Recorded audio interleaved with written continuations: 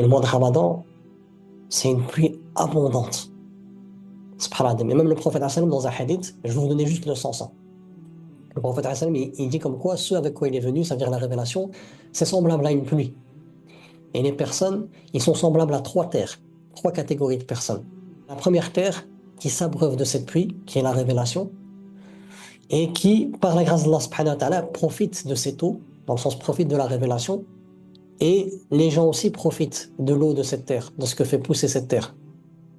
Et là, c'est à l'image du croyant qui profite de la révélation, qui est une pluie abondante, qui fait naître dans son cœur ce jardin du paradis, déjà ici sur terre, dans son cœur, et que de ce fait, il a un comportement digne du noble Coran et qui est bénéfique pour tout le monde.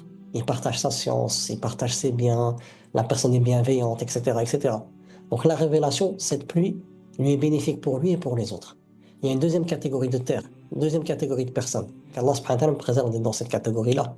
C'est une personne qui stocke l'eau de cette pluie abondante, mais lui ne s'en sert pas. Ça veut dire que sa terre, elle ne donne aucune végétation. Mais les personnes viennent puiser de cette eau. C'est à l'image d'une personne qui partage des choses sur la religion, même très très très profondes, mais cela ne change rien dans la personne. Mais les autres profitent de ces rappels. Qu'Allah me préserve, parce que tous ceux qui sont dans la prédication peuvent tomber dans cela s'ils ne font pas attention. Et Allah nous donne des signes pour pouvoir se réveiller, et alhamdoulilah, qu'Allah nous permet de pouvoir faire des rappels, notamment on se rappelle aujourd'hui, pour me réveiller moi en premier, pour ne pas être dans cette catégorie-là. Ensuite, il y a une troisième catégorie de personnes, le prophète me dit que c'est comme une terre qui ni ne stocke l'eau, ni ne fait profiter les autres de cette eau-là.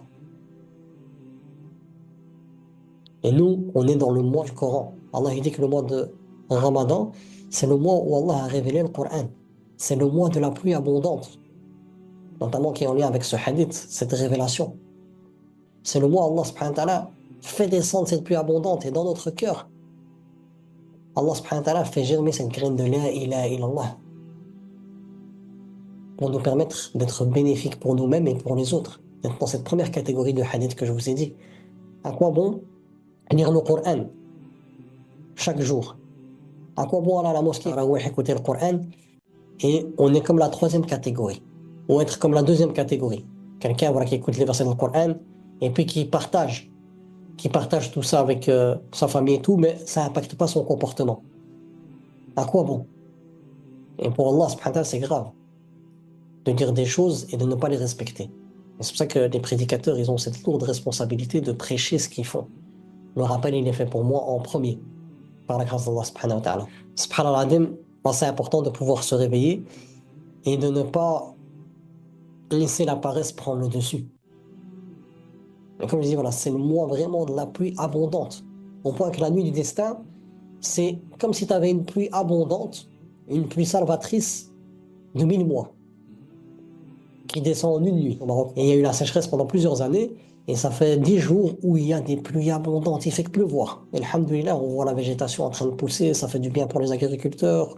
Par la grâce d'Allah subhanahu wa ta'ala, ça chasse aussi les maladies, etc., ça nettoie, etc. Et on voit ce paradigme. Mais Laylatul Qadr, c'est une nuit où Allah subhanahu wa ta'ala fait descendre une baraka qui est semblable à 1000 mois de pluie salvatrice. Imaginez-vous une pluie salvatrice, l'effet que ça a dans une terre sèche.